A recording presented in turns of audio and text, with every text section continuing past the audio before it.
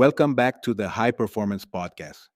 I'm Sebastian, and today we're going to talk about something that separates average professionals from those who redefine industries, lead through uncertainty, and create momentum when everyone else is stuck.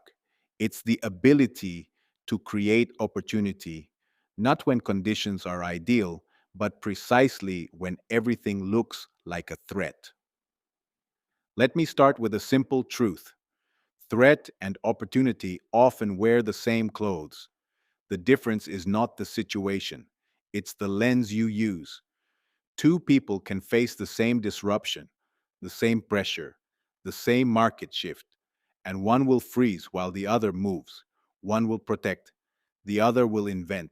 One will see danger and pull back, the other will see possibility and lean in. The world doesn't reward the most prepared, it rewards the most adaptive, the ones who can take what looks like chaos and turn it into leverage. But that kind of thinking doesn't happen by accident. It's trained, it's built, it's a discipline. Let's look at what happens when a threat shows up. Maybe it's a new competitor. Maybe it's a change in your organization. Maybe it's a client pulling a contract or a technology disrupting your entire workflow. Whatever it is, the first reaction is usually fear: fear of loss, fear of the unknown, fear of failure. That fear narrows your focus, it triggers your survival mode. You look for what to protect, what to cut, what to avoid. But here's where high performers play a different game. They feel the same fear, but they don't act from it. They pause, they reframe, they ask a better question. Instead of asking, "What's the risk?" they ask, "Where's the opening?" Instead of saying, "How do I survive this?" they ask, "How can I use this?" Because within every shift, every disruption, every threat, there are cracks in the system, new needs, new gaps, new tensions.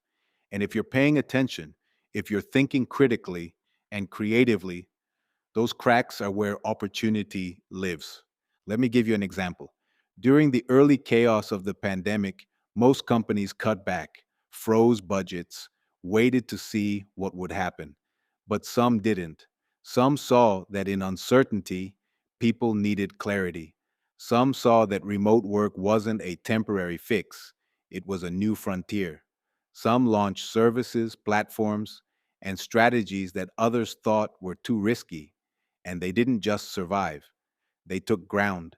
Because when the landscape shifts, the rules are up for grabs, and those who move with courage and clarity in that space, they define the new normal. So, how do you train yourself to see opportunities where others only see threats? First, you learn to slow your response. When fear hits, when pressure spikes, your instinct is to act fast, to protect. But if you respond too quickly, you're not thinking, you're reacting. Instead, create a moment of distance. Take a step back, zoom out, ask, what's really happening here? What are people assuming that may no longer be true? Where are the unmet needs? Opportunity lives in unmet needs. Second, reframe the context. Every threat is a signal.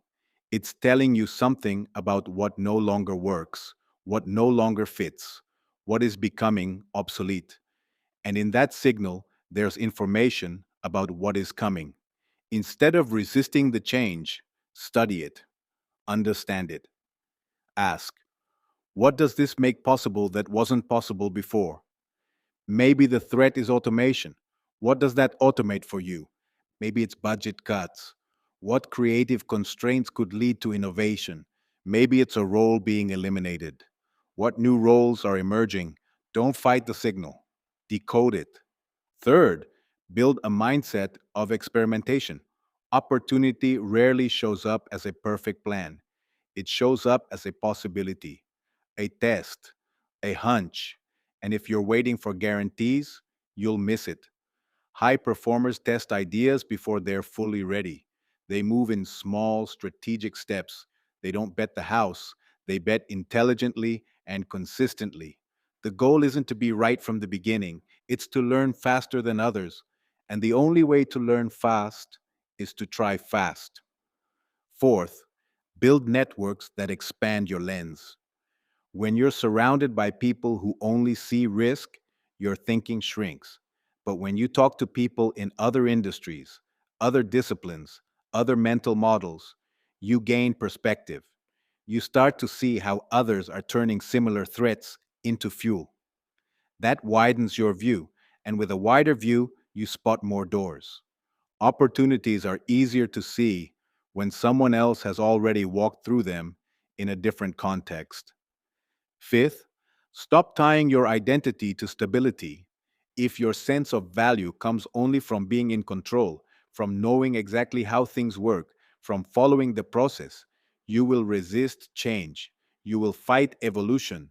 You will take threats personally. But if you tie your identity to curiosity, to growth, to learning, you will move with the change instead of against it. And that gives you power, because in a world of rapid transformation, the most valuable people are not the ones who cling to certainty. They're the ones who bring energy, ideas, and leadership to what's next.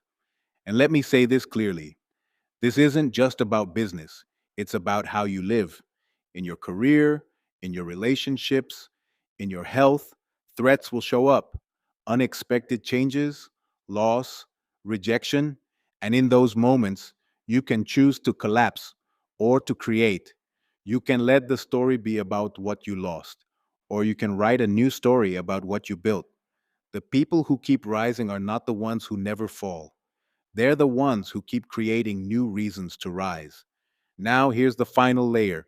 If you want to lead others, teams, clients, organizations, you must embody this mindset, because people are watching how you respond to threats.